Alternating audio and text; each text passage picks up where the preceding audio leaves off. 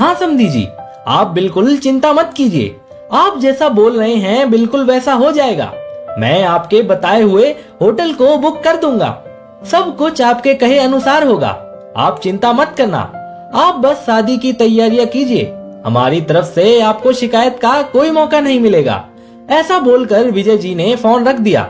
विजय जी के पास में खड़ी उनकी बेटी आरती विजय जी से बोली, अरे पापा, आपने उनको उस होटल के लिए हाँ क्यों भरी? आपको पता भी है वह होटल कितना महंगा है। आप तो पहले हमारे पास वाला मैरिज गार्डन मेरी शादी के लिए बुक कराने के लिए बोल रहे थे और वह मैरिज गार्डन हमारे बजट में भी था। आरती चिंता करते हुए बोली, आपको पता है पापा, वह होटल हमारे बजट में बिल्कुल नहीं आएगा। बजट बहुत ऊपर चला जाएगा। विजय जी ने अपनी बेटी को नकली फटकार लगाते हुए कहा, अरे चल मास्टरनी, हमेशा ज्ञान देती रहती है। अरे बजट से कितना जाएगा? 10 लाख का फर्क पड़ेगा। और कितना ऊपर जाएगा?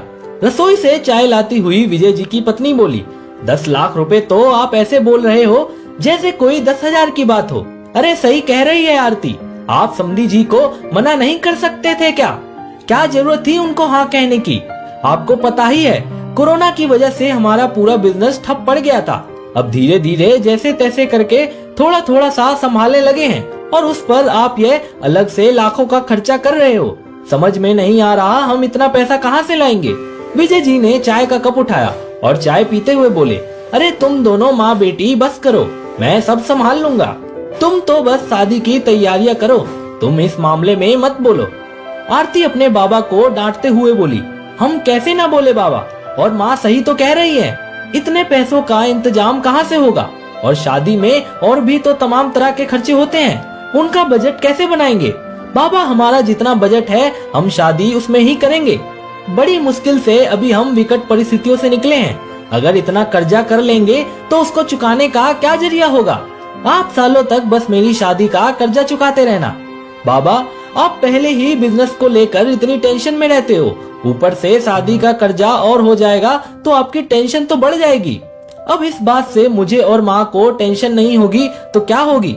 नहीं बाबा, मैं ये शादी बजट से परे जाकर नहीं करूंगी।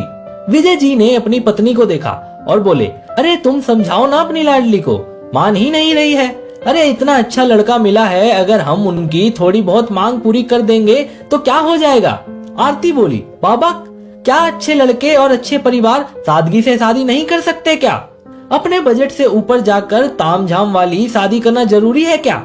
फिर उस शादी की तामझाम पर किए गए खर्चों को लड़की का बाबा सालों तक चुकाता रहे और टेंशन ले लेकर अपने शरीर में अनेक बीमारियों को जन्म देता रहे। विजय जी ने आरती को चुप कराया और बोले, आरती बेटा बस करो, अभी मैं हूँ यह सब सोचने के लिए। तुम जाओ सो जाओ, कल समधी जी घर पर आ रहे हैं, मिलकर और बातें करनी है उनसे। मुझे अभी सोने दो, सुबह जल्दी उठना है। ऐसा बोलकर विजय जी सोने चले गए। दूसरे दिन आरती के होने वाले ससुर जी घर पर आए। आरती को आज अपने बाबा की तबीयत कुछ सही नहीं लग रही थी। एक बेटी अपने बाप का चेहरा देखकर जान लेती है कि वह किसी ना किसी टेंशन में है। विजय जी का चेहरा कुछ थका थका सा था, आंखें भी लाल हो रखी थी, लग रहा था पूरी रात सो नहीं पाए। आरती समझ गई थी पूरी रात बाबा शादी में खर्च होने वाले पैसे के इंतजाम को लेकर सोच रहे होंगे। आरती ने अपने होने वाले ससुर जी के लिए नाश्ता लगाया और उनके पैर छूकर आशीर्वाद लिया।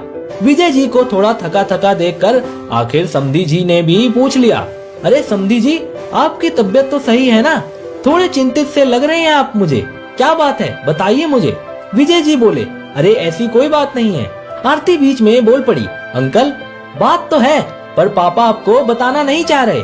अंकल कल रात आपने पापा को जिस होटल को बुक कराने के लिए बोला था, पापा उस होटल को बुक कराने के लिए लगने वाले पैसों के बारे में सोच रहे थे। हमारा इतना बजट नहीं है अंकल, पापा को बस उसी बात की चिंता है। वह बता नहीं रहे पर मैं उनकी बेटी हूँ, बिना बताए सब कुछ समझ जाती हूँ। अंकल क्या हम सादगी से शादी नहीं कर सकते? विजय जी ने आरती को आंखें दिखाई और चुप होने के लिए बोला। फिर भी आरती बोलती रही और अपने बाबा से बोली, बाबा काश मेरी शादी भी कोरोना में हो जाती। कोरोना में कितनी शादियां सादगी से हुई थी। बहुत सारे गरीब परिवार के लिए तो कोरोना में हुई शादियां वरदान बन गई थी। बिना किसी तामझाम और सादगी से बिना खर्च के शादियां हो गई थी। किसी गरीब बाबुल के कंधे पर शादी के कर्ज का बोझ नहीं आया था। विजय जी आरती को गुस्से से डांटने वाले थे कि आरती के होने वाले ससुर जी बोले, आरती बिटिया कितनी ऊंची सोच है तुम्हारी। अरे अपने बाबा की इतनी परवाह एक बेटी के अलावा कोई नहीं कर सकता। नमस्कार है तुम जैसी बेटियों को जो अपने बाप को कर्ज से बचाने के लिए सादगी भरी शादी में अपनी सारी खुशियां ढूंढ लेती हैं। अरे बेटा हमारे तो भाग्य खुल जाएंगे जब तुम जैसी लड़की हमारे घर की दुल्हन बनेगी, जिसकी सोच में इतनी परिपक्वता है, जो शादी की तामझाम की चकाचौंध से दूर सिर्फ और सिर्फ सादगी से अपनी नई जिंदगी की शुरुआत करना चाहती है, वो भी बिना किसी कर्ज के बोझ में अपने बाबा को डाले हुए। आरती के होने वाले ससुर जी ने विजय जी के कंधे पर हाथ रखा और बोले, धन्य हो गए आप विजय जी, जो आपके घर में आपका भला सोचने वाली इतनी अच्छी बेटी है। और मैं तो खुद अपने होने वाली बहू के सामने नतमस्तक हूँ। मेरी सोच को इसने बहुत अच्छा आईना दिखाया है। अरे हमें कोई दिखावे में नहीं फंसना है। आप अपने बजट में जितना हो सके सादगी से शादी करिए, हमें कोई ऐतराज नहीं है। अरे शादी की चकाचौंध से ज्यादा तो आपके बिटिया के विचारों की रोशनी हमारे घर को उजाले से भर देगी, और हमें क्या चाहिए। यह सब बातें सुनकर आरती की खुशी का ठिकाना नहीं रहा। आरती ने अपने बाबा को देखा, उनका थका थका चेहरा भी अब चमक उठा था। आरती की माँ और आरती भी अब सुकून से शादी की तैयारियों में लग गए।